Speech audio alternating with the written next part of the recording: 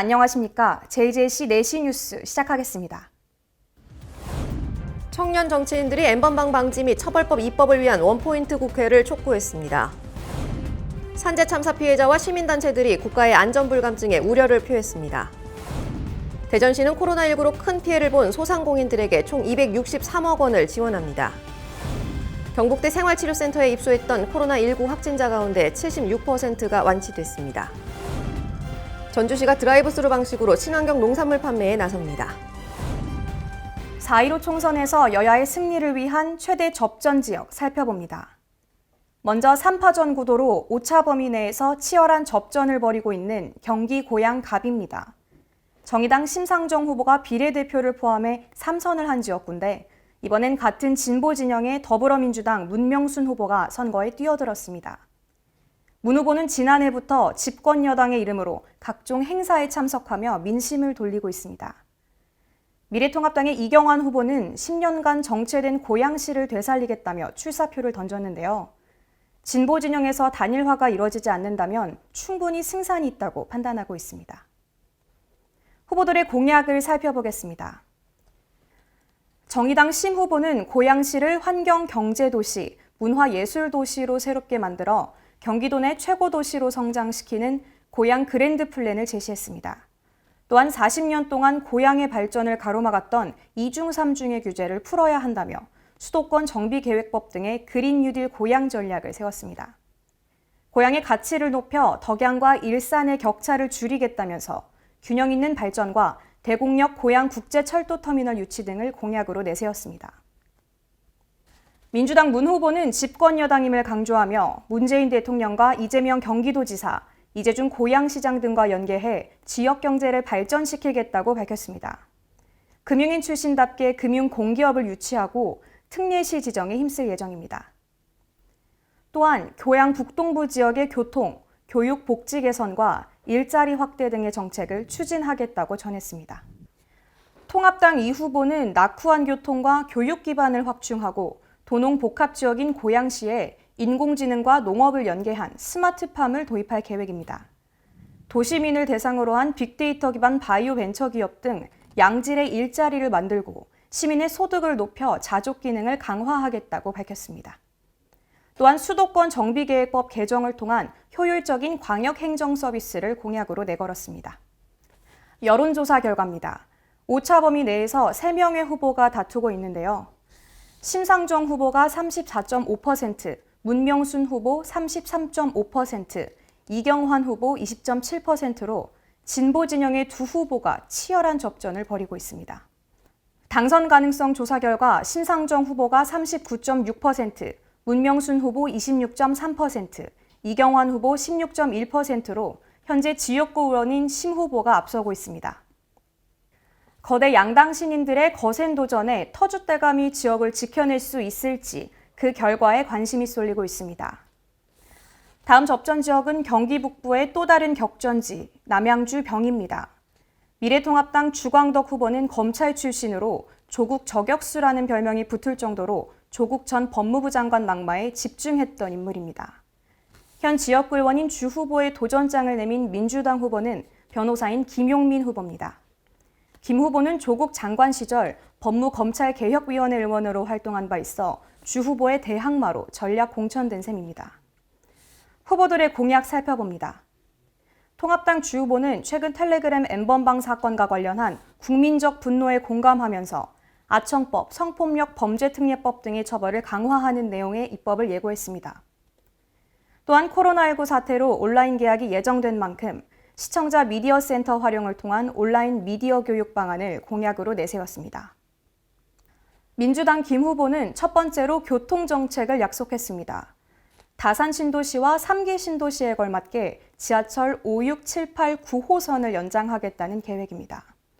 또한 글로벌 영상문화 콘텐츠 허브 산업단지를 만들고 대형 종합병원을 세울 뿐만 아니라 육아 종합지원센터 등의 복지시설을 확충하고 지역 특성에 맞는 교육 환경을 만들겠다고 밝혔습니다. 여론조사 결과 알아보겠습니다. 민주당 김용민 후보가 41.5%, 통합당 주광덕 후보가 41.1%, 정의당 장영진 후보 3.2%입니다. 주 후보와 김 후보가 소수점 한 자리에 근소한 차이로 접전을 벌이고 있습니다. 당선 가능성 조사 결과는 약간 다른데요. 주 후보가 46.76%, 김 후보가 40.3%, 장영진 후보 2.8%로 현 국회의원인 주 후보가 앞서고 있습니다. 검찰개혁과 이른바 조국 대전이 쟁점인 만큼 전략 공천이 더해진 후보들의 경쟁. 지역 주민들은 프레임 싸움보다 출퇴근하기 힘든 지역의 대중교통 문제 해결을 바라고 있습니다. 국민이 물으면 정부가 답하는 국민청원. 국정 현안과 관련해 누구나 청원을 제기하고 국민 다수의 목소리를 모을 수 있는데요. 20만 명 이상의 동의를 받으면 정부와 청와대 관계자들의 답변을 받게 됩니다. 오늘 소개해드릴 내용은 렌트카를 훔쳐 사망사고를 낸 10대를 엄중히 처벌해달라는 청원입니다. 최근 많은 이들을 공분케 한 사건이 있었습니다. 대전에서 10대들이 뺑소니 사고를 냈는데 생활비를 벌기 위해 아르바이트를 하던 청년이 이 사고로 숨졌지만 처벌을 받는 사람은 없습니다. 가해자들이 어리기 때문인데요. 현행법상 만 14세 미만은 형사 미성년자여서 형사처분을 받지 않습니다. 다만 만 10세 이상 14세 미만인 촉법 소년은 사회봉사명령이나 소년원 보호처분을 받게 되는데 이 소년원 송치는 전과 기록으로 남지 않습니다. 렌트카를 훔쳐서 서울에서 대전까지 무면허로 운전하고 사망사고까지 발생했지만 누구도 책임지지 않고 사과하지 않았습니다. 더욱이 가해자들은 렌트카 앞에서 자랑스레 인증사진을 찍기도 했습니다. 이에 공분한 많은 국민은 소년법을 개정해야 한다는 목소리를 높이고 있습니다. 지난 2일 이들은 사람을 죽인 범죄자라며 비슷한 피해자가 또 발생하지 않도록 가해자들을 엄중히 처벌해달라는 청원이 올라왔습니다. 해당 청원에는 6일 오후 1시를 기준으로 약 87만 800명이 참여했습니다. 청원이 한 달여 남은 만큼 참여자는 더 늘어날 것으로 보입니다. 한 주간의 국회 소식입니다. 텔레그램 N번방에 가담한 사람과 피해자 수가 많죠.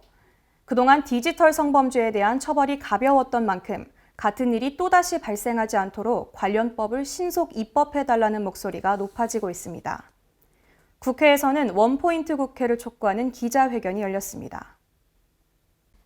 지난 1일 국회 소통관에서 정의당, 녹색당, 미래당, 민중당의 청년 정치인들이 모여 텔레그램 N번방 방지와 처벌법 입법을 위한 4.15 총선 전 원포인트 국회를 촉구하는 기자회견을 열었습니다. 민중당 손솔 비례대표 후보는 강력 처벌을 입법하지 않은 20대 국회가 사건의 배후라고 비난했습니다. 직무유기 입법부만이 아니었습니다. 사법부, 법원도 마찬가지였습니다. N번방 파생방에서 가해자들은 길어도 3년도 안 나오고 집행유예가 될 거라며 낄낄거리고 있습니다. 이어 미래당 김소희 비례대표 후보도 N번방 처벌법에 대한 국회의 미온적 태도를 비판했습니다. 텔레그램 N번방은 국회에서 방조해서 키웠습니다. 조주빈은 대한민국의 디지털 성범죄가 솜방망이 처벌이 될 것을 알고 있었습니다. 공권력을 비웃었습니다. 20대 국회는 책임지고 총선 전에 처리하십시오. 이대로 텔레그램 N번방 사건을 방조한다면 20대 국회도 공범입니다. 한편 지난달 30일 정의당 심상정 대표가 직접 문희상 국회의장을 만나 총선 전 원포인트 임시국회를 열어 법안을 신속 처리하자고 제안한 바 있습니다. 문 의장 역시 법안의 필요성을 공감하면서 원포인트 국회에 대해 긍정적 답변을 내놨습니다. 그러나 집권 여당인 더불어민주당이 미온적 태도를 보이고 있고 미래통합당은 원포인트 국회에 대한 어떠한 답변도 내놓고 있지 않아 총선 전 법안 통과에 진통이 예상되고 있습니다. 재난에 의해 가족을 잃은 사람들이 한자리에 모여 재해에 대한 국가의 안전 불감증에 우려를 표하고 대책 마련을 촉구했습니다. 지난 1일 국회 소통관에서 생명안전과제 시민사회 공동제안 기자회견이 열렸습니다. 이날 회견에는 4.16 세월호 참사 가족협의회, 가습기 살균제 참사 전국 네트워크, 산재 피해 가족 네트워크 다시는, 전국 장애인 차별철폐연대 등이 참석했습니다. 장편 소설 칼의 노래 저자로도 유명한 김훈 생명안전시민넷 공동대표는 정부의 안전불감증에 대해 우려의 목소리를 냈습니다. 산업재해, 안전재해, 생활재해는 이제 일상화되고 구조화되어서 거기에 반응하는 인간의 감수성조차도 마비되어 가고 있습니다.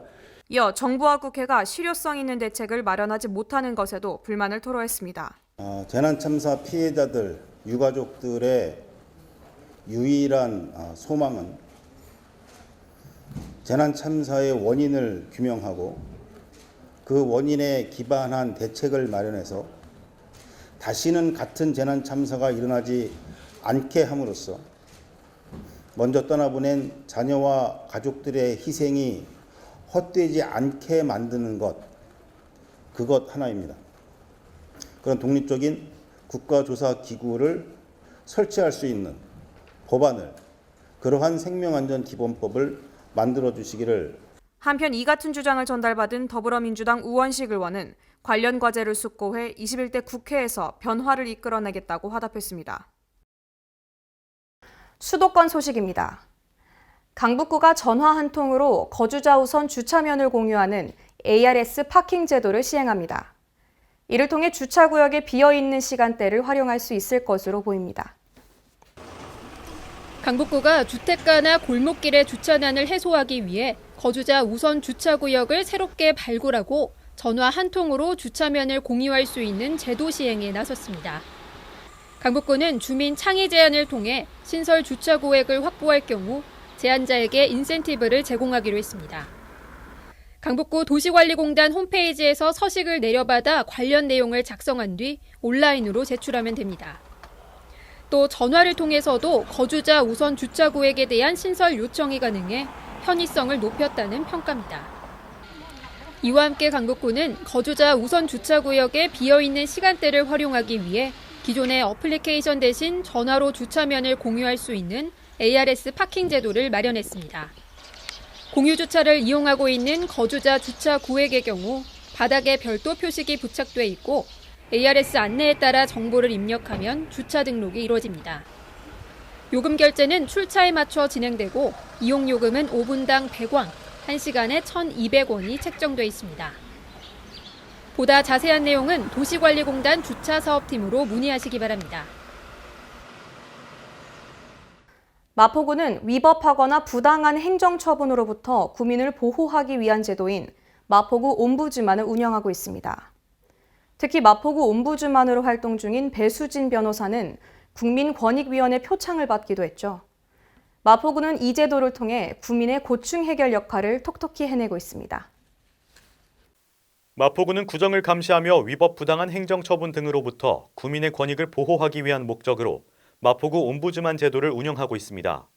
지속적으로 구민과의 소통을 이어나가고 있는 마포구 옴부즈만으로 활동 중인 배수진 변호사는 국민권익위원장 표창을 수상했습니다. 고충민원 해소와 청렴계약 감시평가 성과를 거둔 점을 크게 인정받은 것입니다. 마포구 옴부즈만은 지난 2015년 출범 이후 지금까지 총 282건의 민원을 처리해왔습니다. 지난 한 해 동안 고충민원 48건을 접수해 그중 19건을 직접 조사하며 시정 및 제도 개선 방안을 제시하는 등 구민의 고충 해결 역할을 톡톡히 해내고 있습니다. GTX-C 노선이 을왕역에 정차한다면 인근 주민들의 삶이 아주 편리해질 텐데요. 군포시 역시 이 사업의 필요성에 공감하고 을왕역 추가 정차를 위해 함께 노력하겠다는 뜻을 밝혔습니다. 김상돈 을왕시장이 군포시청에서 한대희 군포시장을 만나 GTX-C 노선 을왕역 정차 추진을 위한 의견을 나눴습니다. 특히 을왕시는 GTX-C 을왕역 정차 사전 타당성 용역 추진 현황 등을 설명하고 군포시의 적극적인 협조를 요청했습니다. 교통 분야의 전문 인력을 충원을 했고요.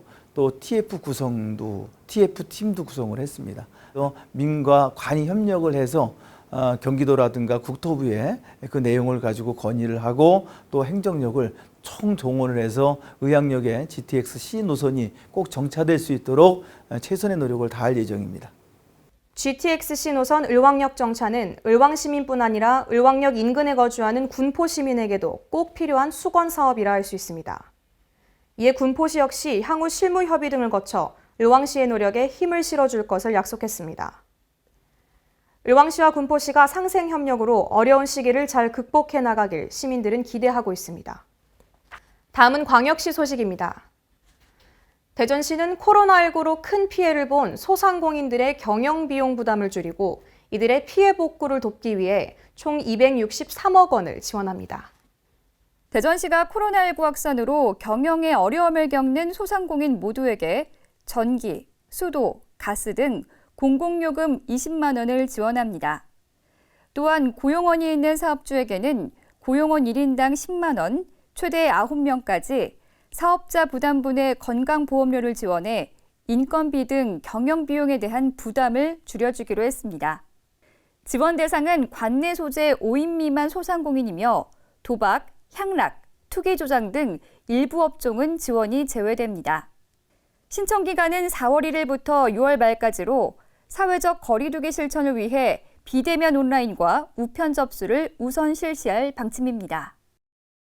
경북대학교 기숙사에 마련됐던 생활치료센터에는 지난달 8일부터 28일까지 21일간 코로나19 확진자 373명이 입소했는데 이 중 284명이 치료 후 퇴소하면서 짧은 기간 내 76%가 완치됐습니다.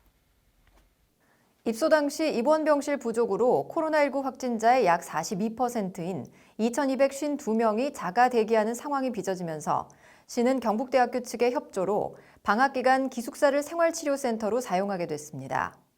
경북대 생활치료센터에는 이동호 대구시 건설본부장이 운영 단장을 맡아 대구시 직원들과 함께 환자 입퇴소와 이송, 각종 물품 급식 지원 등의 업무를 수행했습니다.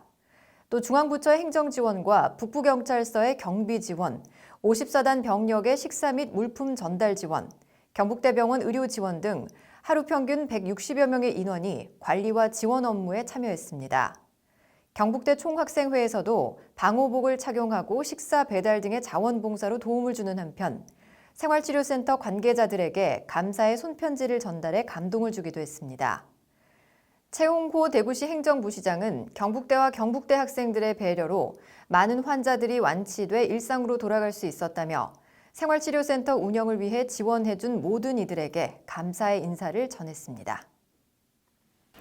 민주주의의 산실로 불리는 광주에서는 온라인 민주주의 플랫폼인 바로소통 광주를 확대 개편했습니다. 주요 정책에 대한 시민의 의견을 모음으로써 생활 민주주의 모델로 자리매김할 것으로 기대됩니다. 광주시가 시민들의 정책 참여 확대를 위해 온라인 민주주의 플랫폼 바로소통 광주를 확대 개편해 새롭게 선보입니다.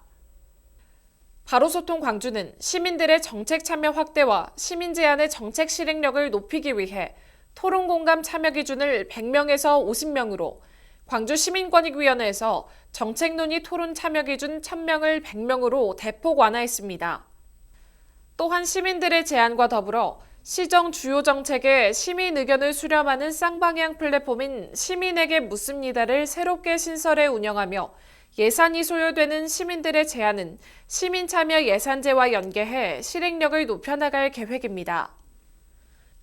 광주시는 새롭게 개편된 바로소통 광주에 보다 더 많은 시민들이 참여하고 다양한 생활 민주주의 모델로 자리매김할 수 있도록 노력할 방침입니다. 이어서 강원도 소식입니다.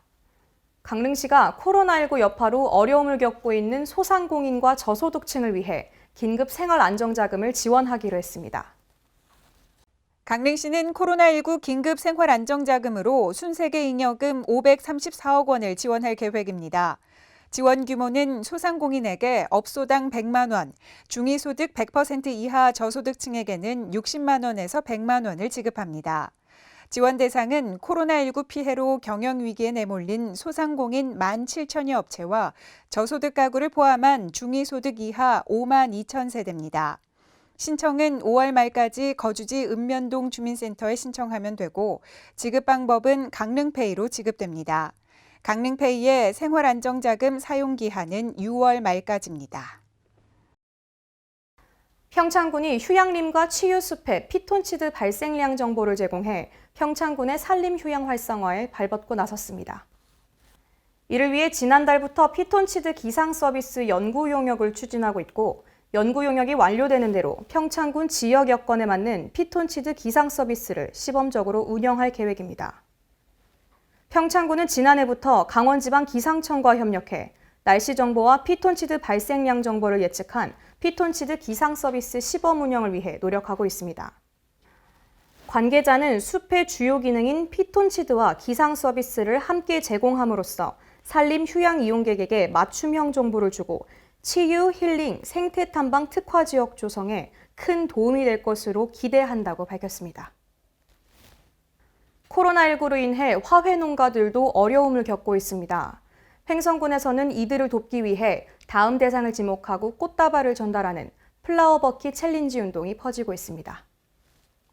국립농산물품질관리원 횡성사무소장으로부터 플라워 버킷 챌린지 대상자로 지목돼 꽃바구니를 받았던 횡성군수 권한대행 유명환 부군수가 관내 5개 농협조합장을 다음 대상자로 지목하고 꽃다발을 전달했습니다.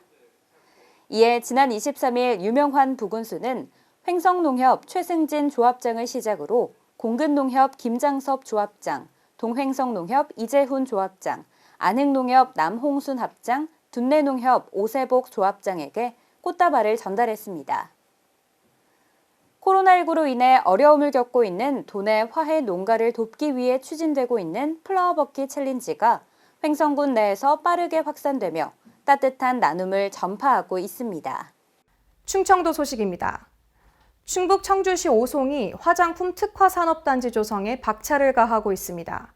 개발될 산업용지에 42개의 화장품 관련 업체가 입주 의사를 밝혔습니다. 충청북도가 추진 중인 오송 화장품 산업단지. 충북 청주시 오송 제일생명과학단지 북쪽에 88만 제곱미터 규모로 조성됩니다. 충북 오송이 K뷰티로 불리는 화장품 글로벌 확산기지로 주목받으면서 화장품 특화 산업단지 조성도 속도를 내고 있습니다. 충청북도는 단지 절반을 산업용지로 개발할 계획인데 화장품 관련 기업들의 입주 의향을 조사한 결과 42개 업체가 입주 의사를 밝혔습니다. 비용 대비 경제성도 상당히 높다는 연구 결과도 발표됐습니다. KDI는 공기업 예비 타당성 조사를 실시했고 비용 대비 편익이 2.61을 기록했습니다. 충청북도는 그동안 오송에 대한 화장품 이미지 부각을 위해 다양한 노력을 기울였습니다. 2013년 국내에서 처음으로 개최된 오송 화장품 박람회는 성공했고 지금까지 이어오며 오송을 K뷰티 글로벌 전진기지 이미지를 구축해왔습니다. 오송 식약처 주변에 크고 작은 뷰티 업체들이 입주해 화장품 생산 규모도 경기도에 이어 국내 2위를 차지하고 있습니다. 대규모 컨벤션 기능을 갖춘 청주 전시관이 오는 2023년 완공되면 허가와 생산, 마케팅의 원스톱 시스템까지 완벽히 구축됩니다. 보령시는 아이들이 건강한 사회 구성원으로 거듭나도록 도움을 주는 희망나눔 장학금 후원 사업의 업무 협약을 체결했습니다. 이번 협약은 지난 24일 보령시청에서 김동일 시장과 사단법인 희망을 나누는 사람들 관계자 등이 참석한 가운데 진행됐습니다. 협약에 따라 보령시가 추천한 취약계층 가정의 아동과 청소년들에게 장학금과 컴퓨터를 지원하게 됩니다. 또 독거노인과 기초생활수급자, 한부모 가정 등에게는 2년간 1억 원씩 모두 2억 원의 생활용품을 지원하게 됩니다. 사단법인 희망을 나누는 사람들은 복지 후원기관으로 교육 기회를 제공하는 다양한 사업을 실천해오고 있습니다. 경상도 소식입니다. 이제 보육료 양육수당 등 지원 신청을 주소지와 상관없이 전국 읍면동 행정복지센터 어디에서나 할 수 있게 됐습니다. 보건복지부는 지난 2월 전국 어디서나 보육료와 양육수당을 신청할 수 있도록 영유아 보육법 시행규칙을 개정한 데 이어 사회보장정보시스템 행복이음의 기능 개선을 완료했습니다. 이와 함께 교육부, 여성가족부와의 협의를 마무리하고 유아 학비와 아이 돌봄 서비스의 지원 신청 장소도 확대해 지난 11일부터 서비스를 제공하고 있습니다. 포항지진특별법이 통과된 이후 포항시는 시행령에 시민들의 의견이 꼼꼼하게 반영되도록 노력해오고 있습니다. 그리고 지진 피해가 가장 컸던 흥해 지역에는 국내 첫 재난지역에 대한 특별 재생 사업이 시작됐습니다. 포항시는 112로 포항 지진으로 가장 많은 피해를 입은 흥해 지역에 대한 지진 피해 지역 특별 재생 사업의 첫 삽을 떴습니다. 24일 흥해읍의 일부 아파트 철거를 시작으로 전파 공동주택에 대한 보상 협의가 끝난 5개 단지 430세대와 공동주택 12개 동, 상가 1개 동의 철거를 추진합니다. 앞으로 이 지역에 코로나로 인해서 침체되었던 그런 지역 경제를 살리는 차원의 일자리 마련, 경제 활성화 이런 부분에 큰 도움이 될 것이고 또 그 공공 건축물이 완공이 됐을 때 지역의 새로운 허브 공간이 될 것입니다.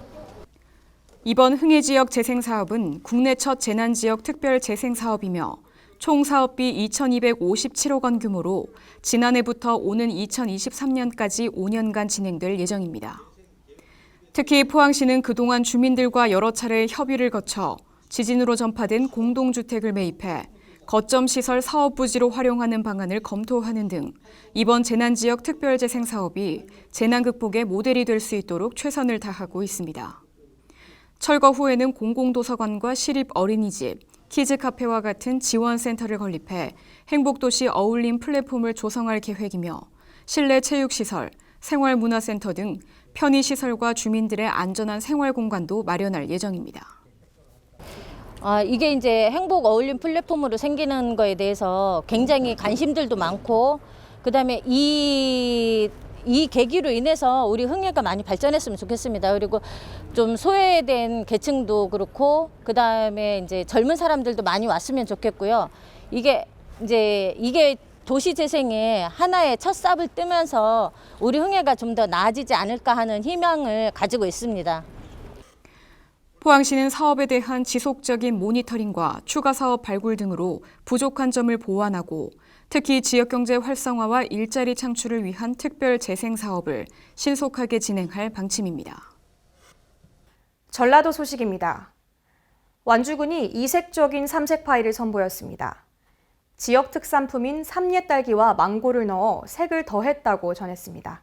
보도에 이정은 기자입니다.